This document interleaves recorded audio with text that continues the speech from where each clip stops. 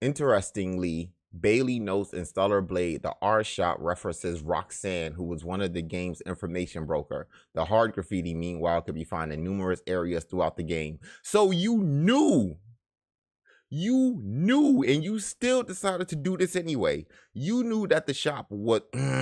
See, it's people like this that piss me off because you're stirring up controversy for what? For what? What's up, guys? It's the Gaming Czar bringing you your daily gaming news. And today, we got something a little different. It's Stellar Blade Day. Well, actually, Stellar Blade don't come out till tomorrow or later today, depending on where you live. But to get you guys hype, we got a whole bunch of Stellar Blade news. Some good, some bad, some funny. But without further ado, let's get into it. Okay, guys, we have to talk about this. I try to stay out of the topics that gets talked about all the time on Twitter. I try to stay out of like the topics that are usually political stances in them. I try to avoid those topics, but there are some things that just can't be avoided, and this is one of those things that can't be avoided. Mainly because I did a video on this not too long ago. So this is the video right here, if you guys were wondering. One of the things that I had for the video was Stellar Blade will remain uncensored. Well, just like somebody here in my comments said, that didn't last long.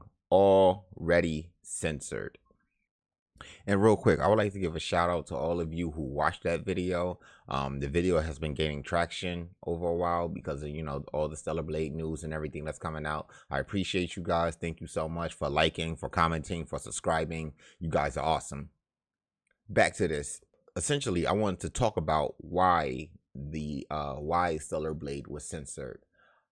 It wasn't censored in like a Tomb Raider-esque type way where they removed pictures because they was too risque or whatever.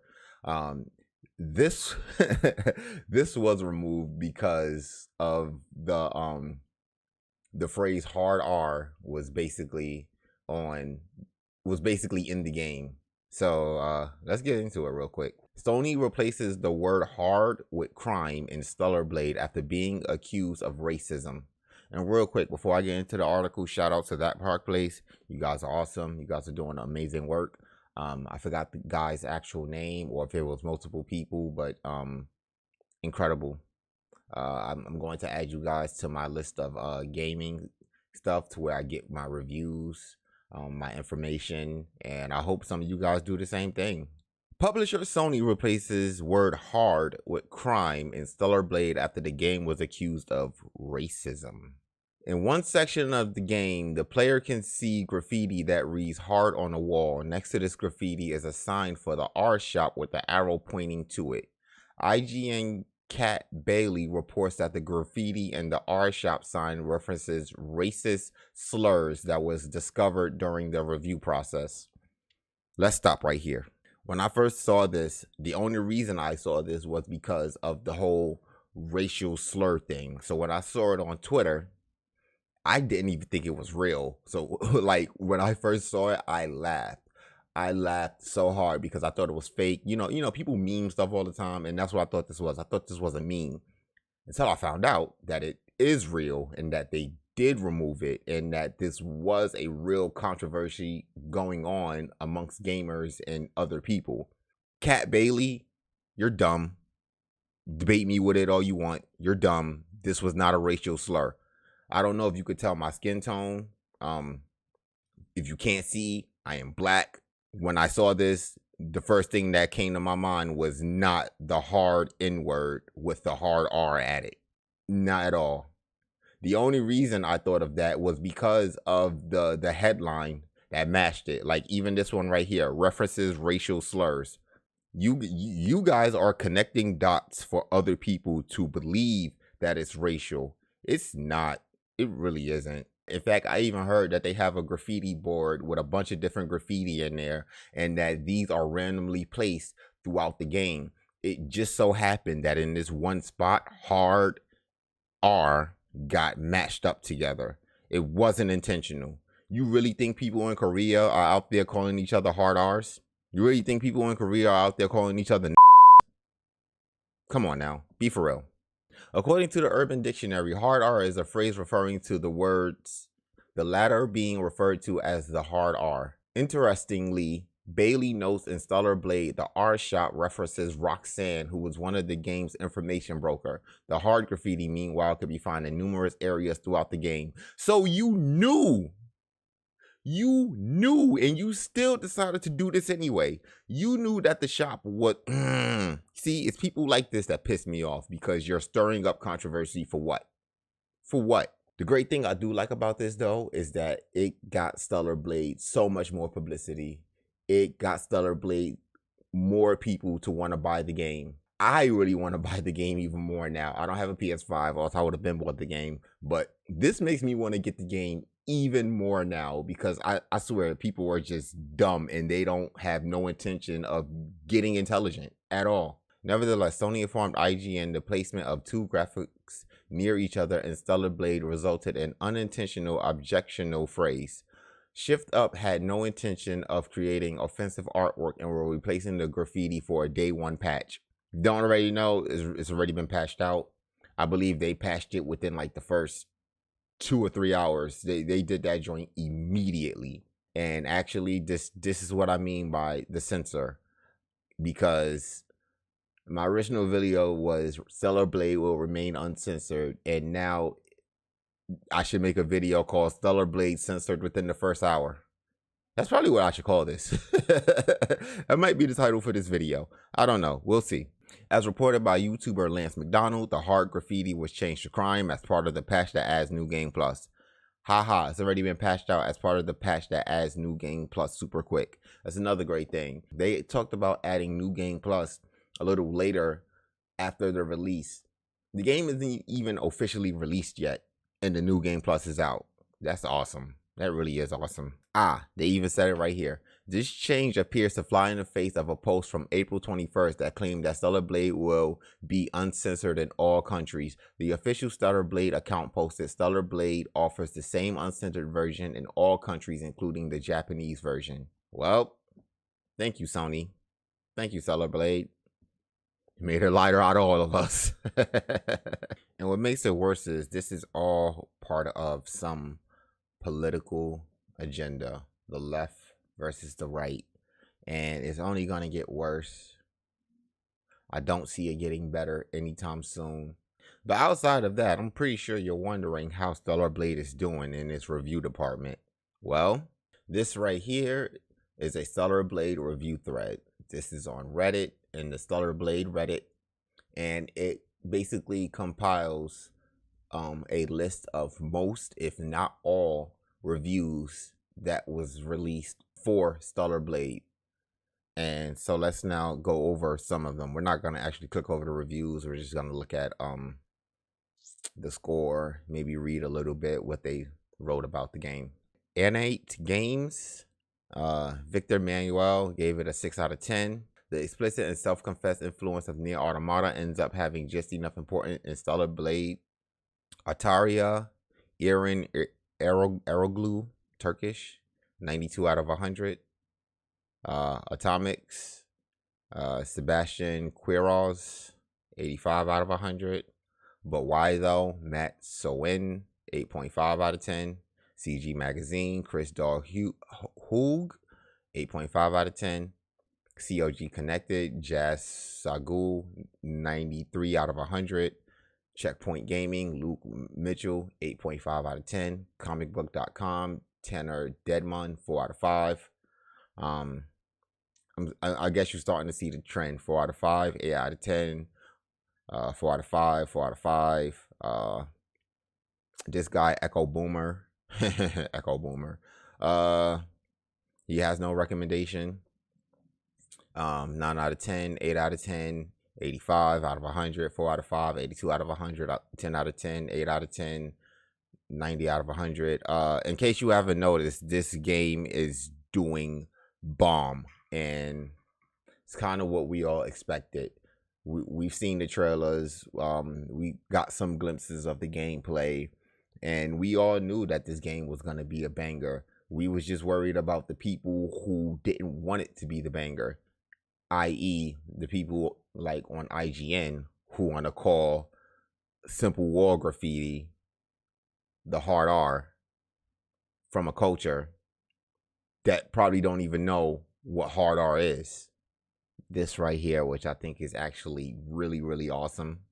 And if the left knew about this, their heads would probably explode.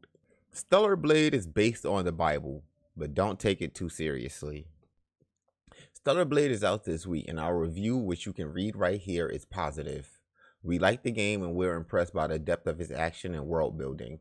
Ahead of its release, but after spending some time with the game, we had a chance to reconnect with Shift Up CEO and Stellar Blade's director Hyung-tae Kim after speaking with him earlier this year. This time we spoke to him through a translator about inspiration for the game beyond Nier Automata, like the Bible and the Matrix, the approach to costumes and how they fit in the lore, and why having no mini-maps in the game was a purposeful decision.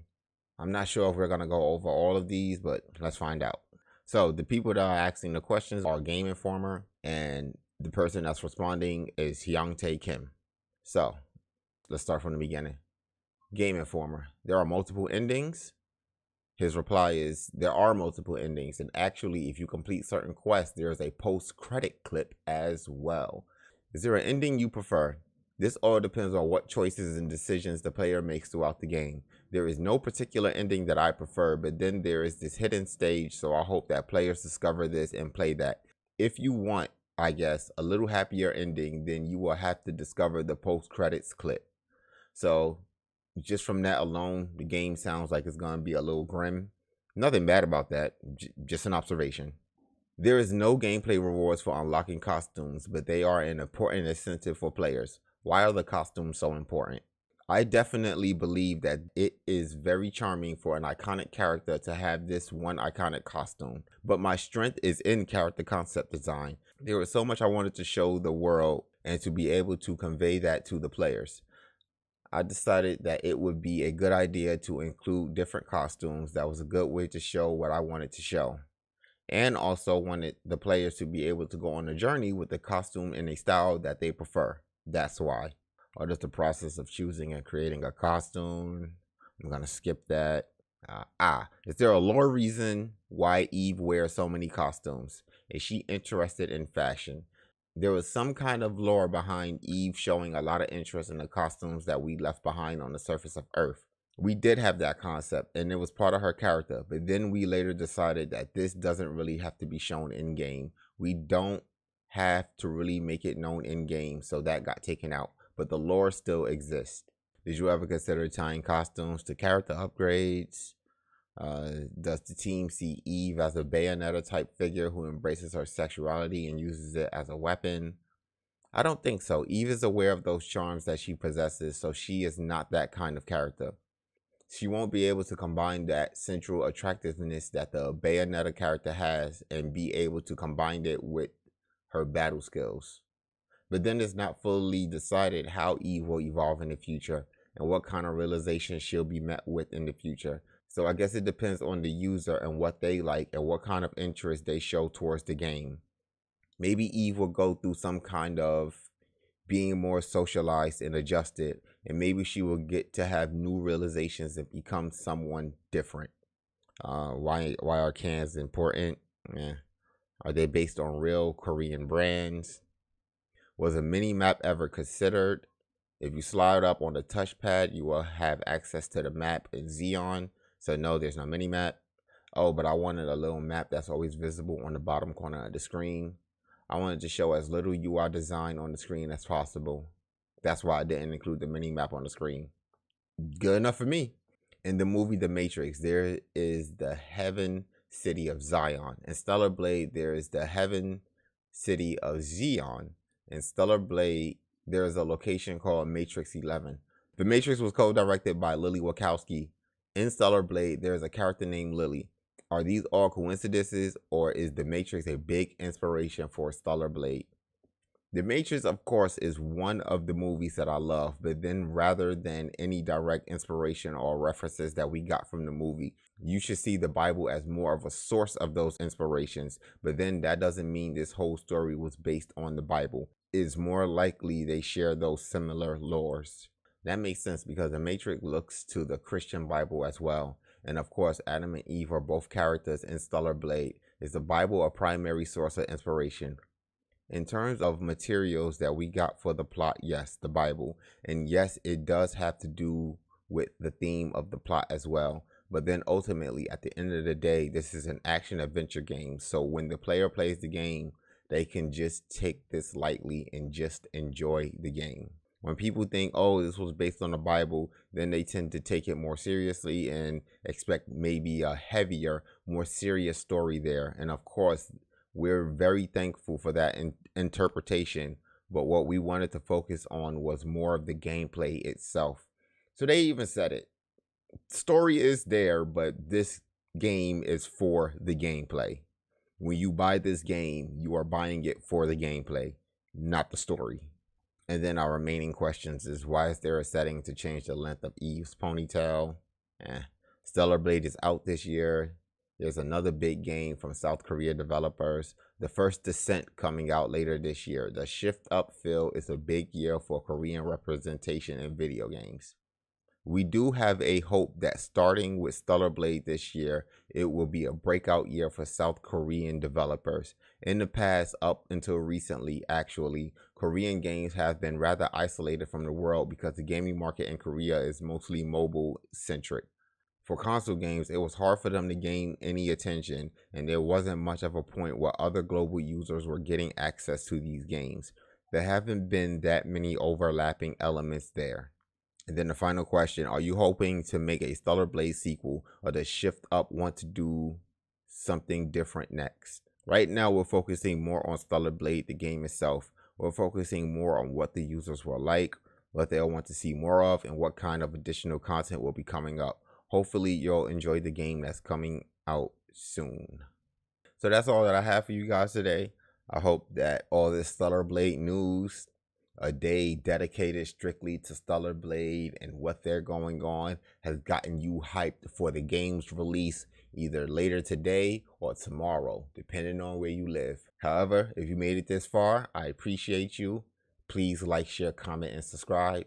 If you made it this far and you didn't like anything you heard, I still appreciate you, and I hope that you like, comment, share, or subscribe. I am the Gaming Zon, and I'll talk to you guys tomorrow. Peace.